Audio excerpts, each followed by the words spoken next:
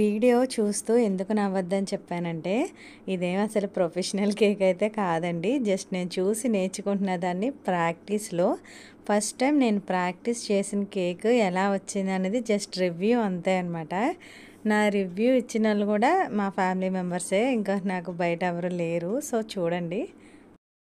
First నువ్వే తిను. లేదు నువ్వే తిను. నాకు నచ్చుతుంది అది.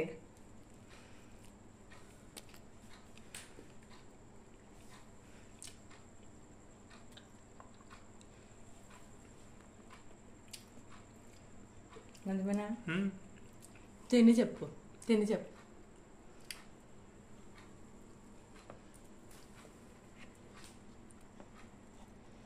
పీస్ ఒకసారి చూపించు.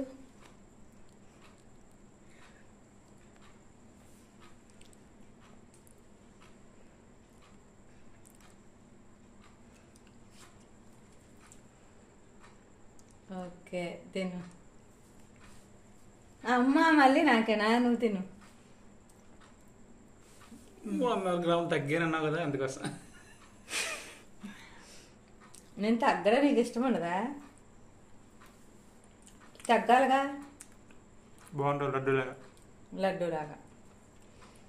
నేను తగ్గుదామని ఎంత ట్రై చేస్తానో నాకు అది ఈయన అలా పెడతా ఉంటాడు. మామిడికాయలు ఏరేస్తారు నాకు. స్వీట్నెస్ అయితే కొంచెం సరిపోలేదని చెప్తున్నాను. లాస్ట్లో అది కట్ అయిపోయింది. ఇంకా కేక్ అయితే నేను చాక్లెట్ కేక్ బేస్ అయితే చేశానండి. నాకు ఎప్పుడు కేక్ చేసినా నా దగ్గర ఒకటే మోడల్ టిన్ ఉండడం వల్ల అది డోమ్ షేప్లోనే బేక్ అవుతుంది. సో పై లేయర్ అంతా ఓవర్ బేక్ అయిందంతా నేను కట్ చేసి దాన్ని 3 లేయర్స్ కింద కట్ చేసుకున్నాను. ఇది నేను ఇంట్లో చేసిన విప్పింగ్ క్రీము కేజీ ప్యాకెట్ ఒకసారి తీసుకొచ్చానండి నేను. అదే ½ కేజీ నేను మిల్క్ షేక్స్లోని ఐస్ క్రీమ్లోని వాడడం వల్ల ఇంకొక హాఫే ఉంది.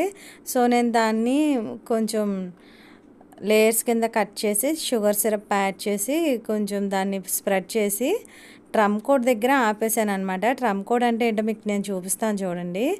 ఇది ట్రమ్ కోడ్. అది అంటే మనం కేక్ అంతా ఫినిషింగ్ ఇచ్చేసుకొని లాస్ట్లో ఒకసారి మొత్తం ఎక్సెస్ ఉన్న క్రీమ్ తీసేసి ఫ్రిడ్జ్లో పెట్టుకొని మళ్ళీ దానికి మనం క్రీమ్ అయితే అప్లై చేయాలి.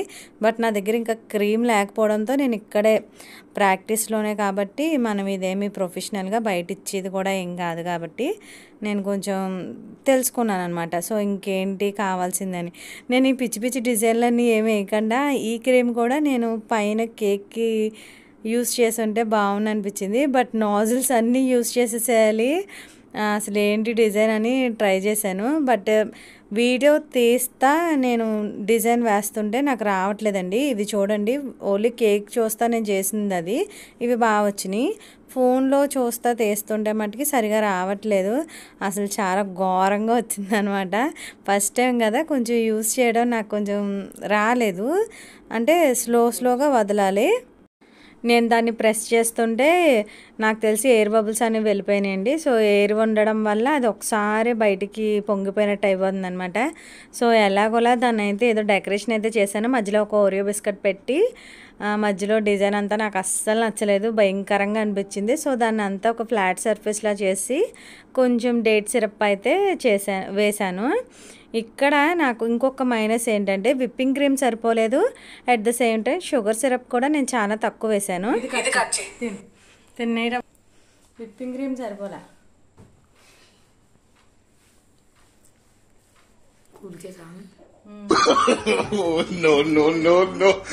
మరి ఎందుకు కూల్ కేక్ అని అడిగా? ఇంకా కూల్ అవ్వలేదు కదా.